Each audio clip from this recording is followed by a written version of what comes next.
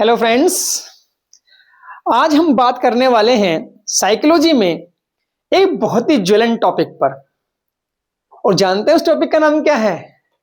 वह टॉपिक है संज्ञानात्मक विकास, कॉग्निटिव डेवलपमेंट। और संज्ञानात्मक विकास की बात हो और जीन पियाजे का जिक्र ना आए, ऐसा तो हो ही नहीं सकता। यह एक ऐसा टॉपिक है जो हर बार सीटेट या किसी भी स्टेट का टेट हो, उसमें प्रश्न आते ही आते हैं, आने निश्चित है। और जीन पियाजे का सिद्धांत इसका एक महत्वपूर्ण सिद्धांत है।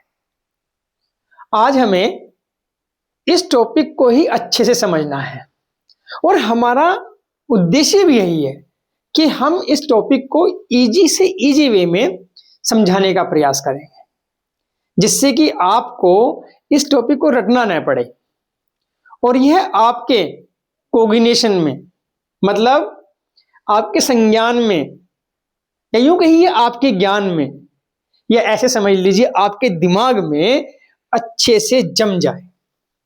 तो चलिए शुरू करते हैं। संज्ञान आपने बहुत सुना होगा। कैसे? मैंने अपने संज्ञान में ले लिया, यह बात संज्ञान में रखना। संज्ञान यानी दिमाग। संज्ञान इंग्लिश में कोग्निशन कहते हैं और यह लैटिन भाषा के कोग्नोसियर शब्द से बना है। कोग्नोसियर का अर्थ होता है जानना या ज्ञान। अब चाहे जानने की बात हो या ज्ञान की बात हो, जानेंगे कहां से? दिमाग से, यानी माइंड से। तो इसलिए संज्ञान क्या हुआ? अगर मोटे तौर पर हम देखें तो संज्ञान हुआ मानसिक या बौद्धिक प्रक्रियाओं का सामूहिक नाम। मोटे मोटे तौर पर अगर इसमें देखा जाए क्या क्या सम्मिलित होता है, तो सम्मिलित है मुख्य रूप से तीन बातें। कौन कौन सी? पहली जानना, दूसरी समझना और तीसरी छानबीन करना। मोटे तौर पर बता रहा हूं मैं आपको। तो संज्ञान का अर्थ क्या हुआ कि संज्ञान वह मानसिक प्रक्रिया है जिसके द्वारा ज्ञानार्जन होता है। संज्ञानात्मक विकास, कॉग्निटिव डेवलपमेंट, यानी ज्ञान संबंधी विकास। संज्ञानात्मक विकास में क्या है? संज्ञानात्मक योग्यताएं मेनली है बुद्धि, चिंतन, कल्पना। होती तो बहुत सारी हैं पर मेन रूप से ये है growth of individual thinking process and intellectual capabilities. और इन बुद्धि, चिंतन और कल्पनाओं में जो प्रक्रियाएं शामिल हैं उनको याद रखने के लिए एक शॉर्टकट आपके लिए है स्प्रिट। स्प्रिट वर्ड आपने सुना होगा बहुत। स्प्रिट अल्कोहल का एक रूप है और स्प्रिट प्रयोग भी बहुत ज्यादा होती है मेडिकल साइंस में। Spirit PRR। हम इसके हर अल्फाबेट का मीनिंग समझते हैं संज्ञानात्मक विकास के संदर्भ में। S का मतलब है सेंसेशन, संवेदन। P का मतलब है परसेप्शन, अर्थात प्रत्यक्षीकरण।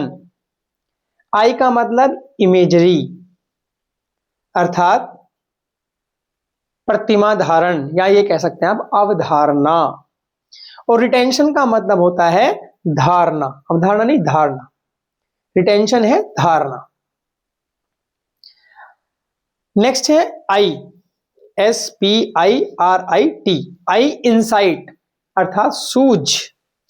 T थिंकिंग, अर्थात चिंतन। PRR में P है प्रॉब्लम सॉल्विंग, समस्या समाधान। R है रिकॉल, प्रत्यय स्मरण करना। और R है रीजनिंग, अर्थात तार्किक योग्यता। ये सब इन संज्ञानात्मक योग्यताओं में सम्मिलित होते हैं, ये सारी प्रक्रियाएं।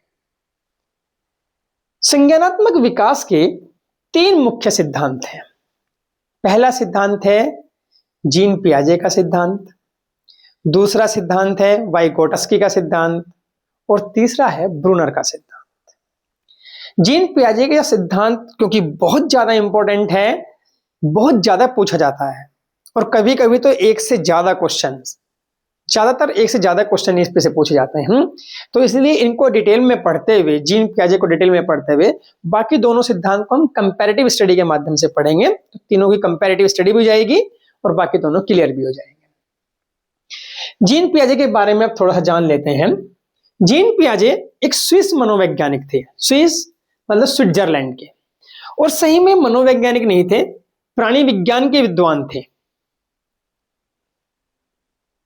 दूसरी बात, विकासात्मक मनोविज्ञान के क्षेत्र में इनका बड़ा महत्वपूर्ण योगदान है। एक जो है ना, कहें तो आप मनोविज्ञान में संज्ञानात्मक विकास के क्षेत्र में इन्होंने तहलका मचा दिया। ये बच्चों को नन्हे वैज्ञानिक कहकर बुलाते थे, लिटिल साइंटिस्ट। और सबसे बड़ी खास बात क्या, लिटिल साइंटिस्ट तो ये कहते ही थे। हमने देखा, आपने देखा होगा, पढ़ा होगा कि साइकोलॉजी में ज्यादातर एक्सपेरिमेंट किस पर किए गए हैं, जानवरों पर किए गए हैं, एनिमल्स पर किए जाते हैं। लेकिन इन्होंने अपने एक्सपेरिमेंट के लिए किसे चुना, अपने बच्चों को चुना। हालांकि और बच्चों पर भी उन्होंने अपने एक्सपेरिमेंट किए, पर इन्होंने सबसे पहले एक्सपेरिमेंट जो थे वो शुरू किए अपने बच्चों पर। जीन पियाजे जी कहते हैं कि जैसे जैसे बच्चे की आयु बढ़ती है तो क्या होगा, उसका कार्य क्षेत्र भी बढ़ता है, वैसे वैसे उसकी बुद्धि भी डेवलप होती है, उसका भी विकास होता है।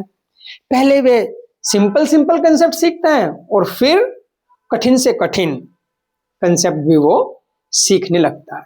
इसलिए वो कहते हैं कि संज्ञानात्मक विकास है क्या, जानकारी ग्रहण करना और समय समय पर उसमें संशोधन करना, यानी संशोधन प्रक्रिया और जानकारी ग्रहण, इन दोनों का जो मिक्सचर है वो संज्ञानात्मक विकास है। और इसमें क्या क्या शामिल है, इसमें शामिल है सोच, स्मृति, तर्क शक्ति, ध्यान, भाषा विकास आदि सब बातें इसके अंदर सम्मिलित होती है। उनके सिद्धांत के कुछ मुख्य तत्व हैं या कुछ मुख्य संप्रत्यय, कंसेप्ट्स आप कह सकते हैं, वो है, उनको जानते हैं। ये है 3, स्कीमा और स्कीम, अनुकूलन एडप्शन और इक्विलिब्रियम यानी संतुलन। इसको हम इक्विलिब्रेशन भी कहते हैं इंग्लिश में। स्कीमा व स्कीम, अनुकूलन और संतुलन, स्कीमा, एडप्शन, इक्विलिब्रियम और इक्विलिब्रेशन। देखते हैं स्कीमा क्या है। स्कीमा हमारे दिमाग में कुछ चीजें पहले से ही स्टोर होती हैं और उनका प्रयोग करके किसी विषय के प्रति धारणा बनती है, यह होती है स्कीमा। अभी एक उदाहरण से आपको ये बिल्कुल क्लियर हो जाएगा कि पहले से जो चीजें हमारे दिमाग में स्टोर होती हैं उनसे ही हम कोई धारणा बनाते हैं, ये स्कीमा है। और जो धारणा हमारी बन गई उसके अकॉर्डिंग सोच और व्यवहार का जो पैटर्न का जो संग्रहित रूप है उसे हम स्कीम बोलते हैं। अब कैसे समझें इसे, सपोज कीजिए आप किसी रेस्टोरेंट में लंच करने जाते हैं, तो आपने पहले दिन प्रोग्राम बनाया भी कल रेस्टोरेंट में लंच करने चलेंगे, तो आपने अपने दिमाग में एक पिक्चर बना ली कि हम कल लंच में ये लेंगे, ऐसा करेंगे या वहां जाएंगे। अब आप जब लंच के टाइम में पहुंचते हैं तो सबसे पहले क्या करते हैं, जो पहले आपने धारणा बनाई कि हमें वहां जाना है, ये लेना है, ये लेना है, ये लेना है, ये है आपका स्कीमा। अब आप रेस्टोरेंट पहुंच जाते हैं, रेस्टोरेंट पहुंच करके आप क्या करेंगे, सबसे पहले मेन्यू कार्ड मंगाएंगे। मेन्यू कार्ड में जो जो चीजें आपको अच्छी लगती हैं उनका आप ऑर्डर करेंगे। ऑर्डर करने के बाद आप लंच एंजॉय करेंगे और फिर उसका बिल पे करेंगे। तो ये एक पैटर्न हो गया आपके व्यवहार का, आपकी सोच का, ये स्कीम है।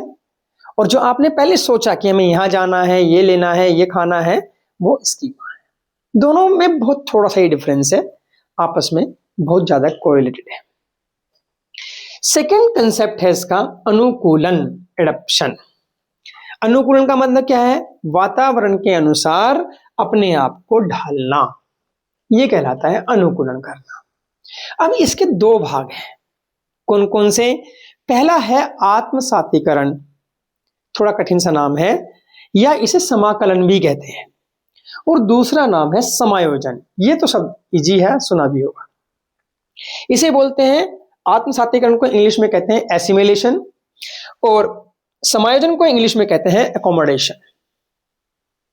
ये आत्मसातीकरण और समायोजन यानी एसिमिलेशन और एकोमोडेशन। अब इन दोनों कंसेप्ट को भी समझते हैं कि ये है क्या।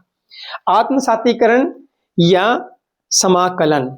देखिए हमने क्या लिखा है, पूर्व ज्ञान को नए ज्ञान से जोड़ना, यानी जो आपको पूर्व ज्ञान था उसे नए ज्ञान से जोड़ना।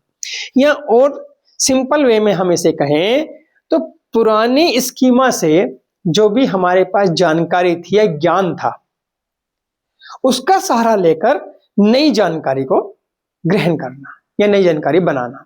जैसे मान लीजिए बच्चे ने एक डॉग को देखा, कुत्ता देखा काले रंग का।